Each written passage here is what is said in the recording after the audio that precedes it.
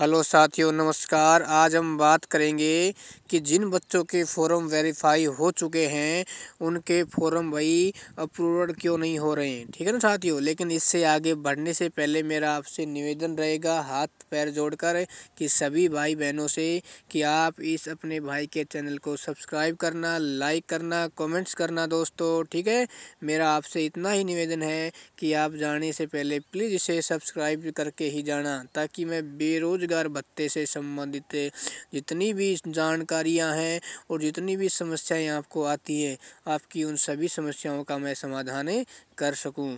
दोस्तों, आप जब सब्सक्राइब करोगे तभी मेरा मोटिवेशन आगे बढ़ेगा, जिससे मैं एक से बढ़कर एक आपके पास जानकारियां लेकर आऊँ। मैं आपको विश्वास दिलाता हूँ, यदि आपको कोई भी समस्या हो तो भाई के पास इस कमेंट्स बॉक्स में मैसेज कर देना।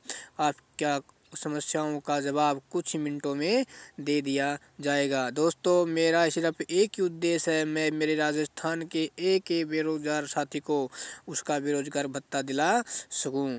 दोस्तों ठीक है, अपने आगे बढ़ते हैं और आज हम बात करते हैं कि जैसा कि मैंने आपको बताया था कि जो बार बार साथी ये मैसेज कर रहे थे कि हमारा फॉर्म तो वेरीफाई हो चुका है 8-9 महीने, लेकिन अप्रूव्ड नहीं हुआ है।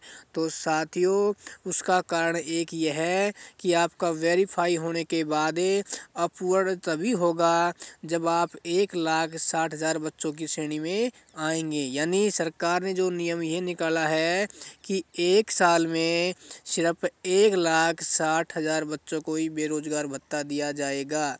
यदि आप इन 1,60,000 में शामिल हैं, ठीक है ना, तभी आपको बेरोजगार भत्ता दिया जाएगा। मान लो 2020 में 1,90,000 बच्चे थे, मान लो, है ना, जिनके फार्म वेरीफाई हुए थे। ठीक है, जिसके पहले हुए थे ना, वो तो भाई क्या हो जाएंगे, अपवर्ड में शामिल हो जाएंगे।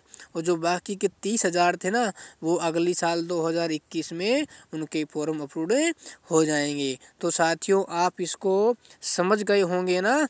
कहने का मतलब ये हुआ कि पहले तो इन 1,60,000 को भत्ता मिलेगा, और जैसे ही इनको भत्ता मिल जाएगा दोस्तों, फिर इनके बाद आपका नंबर आएगा। ठीक है, फिर आपका फॉर्म ऑटोमेटिक तुरंत ही अप्रूव्ड हो जाएगा और फिर आपका भत्ता चालू हो जाएगा। ठीक है साथियों, तो आपको घबराने की आवश्यकता नहीं है कि आप हमारे फार्म 9 मंथ हो चुके हैं, है ना। तो साथियों ध्यान रखना, जितने ज़्यादा मंथ आपका भत्ता वेरीफाई नहीं होगा तो वो अगली साल हो जाएगा। ठीक है दोस्तों, किसी भाई का कई बार क्या होता है कि भाई वो एक साल में 1,60,000 बच्चों को नहीं मिल पाता है, तो कई का फॉर्म वेरीफाई 1 महीने में हो जाता है और फिर कुछ ही महीनों में इसका 1 या 2 महीनों में अप्रूव हो जाता है। तो कारण यही होता है क्योंकि वो 1,60,000 की श्रेणी में आते हैं। तो मैं सभी से यही निवेदन करूंगा कि जो भी मेरे भाई बहन हैं वो बेरोजगारी भत्ते का फार्म नहीं भरा है, वो 2021 जनवरी में ही भर देना दोस्तों, ताकि आप उन 1,60,000 विद्यार्थियों में शामिल हो सकते हो। साथियों, मैं आपको एक बात और बता देता हूँ कि जो नवंबर का जो बिल है वो आपके बैंक अकाउंट में लगभग कुछ जिलों का तो भत्ता जमा भी हो चुका है। ठीक है, और कुछ जिलों का भत्ता दिसंबर या जनवरी तक आ जाएगा। तो आप इसके लिए टेंशन बिल्कुल नहीं करें कि हमारा भत्ता नहीं आया है ना।